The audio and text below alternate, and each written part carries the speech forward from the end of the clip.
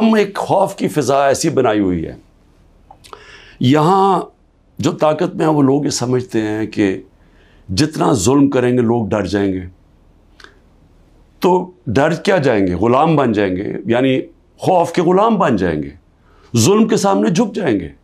جو میں بار بار مثال دیتا ہوں، جو یزید نے کیا کوفہ کے لوگوں سے، اپنا گورنر بٹھایا، اس نے ان کو ظلم کر کے ان کو سیم کے وہ لوگ بنا دیے جو جانوروں کے اوپر یعنی جانوروں کے لیول پہ پہنچ گئے۔ تو آج ہم وہی کر رہے ہیں پاکستان سے۔ مجھے آج ابھی میں وکیلوں سے مل رہا تھا، انہوں نے مجھے خبر دی کہ جو ہمارے سینئر لوگ جیلوں میں، ایک تو وہ ہیں جو کہ ہمارے کارکن جیلوں میں ہیں، برے حالات میں ہیں، لیکن وہ جوان ہیں، تکڑے ہیں، لیکن جو سینئر لوگ ہیں انہوں نے مجھے رپورٹ دی، ڈاکٹر یاسمین کتنی دفعہ بیمار ہوئی ہیں، تقریباً 75 سال کی ہیں، محمود رشید وہ 70 سال سے اوپر ہے، ان کو ہارٹ پرابلم ہے، وہ کس مشکل سے گزر رہے ہیں، بیمار ہوئے کتنی دفعہ۔ اعجاز چودھری تقریباً 10 kg اپنا وزن لوز کر بیٹھے ہیں، ڈائبیٹک ہیں۔ عالیہ حمزہ بڑی بری طرح بیمار رہی، ابھی وکیل نے بتایا کہ اس باری ملے وہ تھوڑی ٹھیک تھی۔ تو میں عمر چیمہ کے حالات بتائے، وہ ویٹ لوز کر بیٹھا ہے، اس کی بیوی عدالت میں گئی، ان کو پکڑ کے جیل میں ڈال دیا۔ تو یہ کیا پیغام دیا جا رہا ہے کہ یہ خوف پھیلایا جا رہا ہے کنٹرول کرنے کے لیے لوگوں کو۔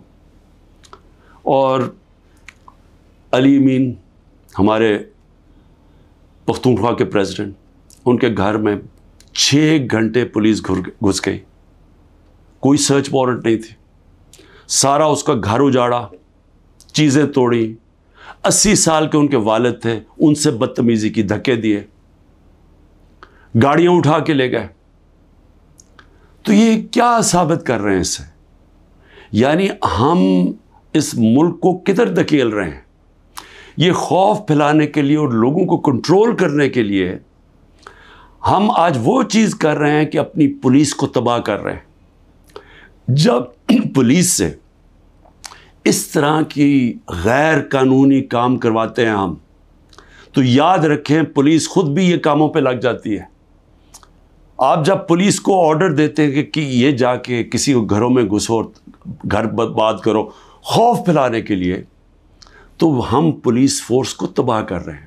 آگے ہماری پولیس کے حالات اچھے نہیں ہیں، آگے ہمیں پتہ ہے کہ ہماری پولیس، لوگ اون نہیں کرتے اپنی پولیس کو، لوگ سمجھتے ہیں۔ پختونخوا میں ہم نے بڑی محنت کی تھی، جب آئی جی دورانی کو ہم لے کے گئے وہاں، اور انہوں نے پولیس کو ایک ایسی پولیس فورس بنایا کہ عوام اور پولیس ایک ہو گئی۔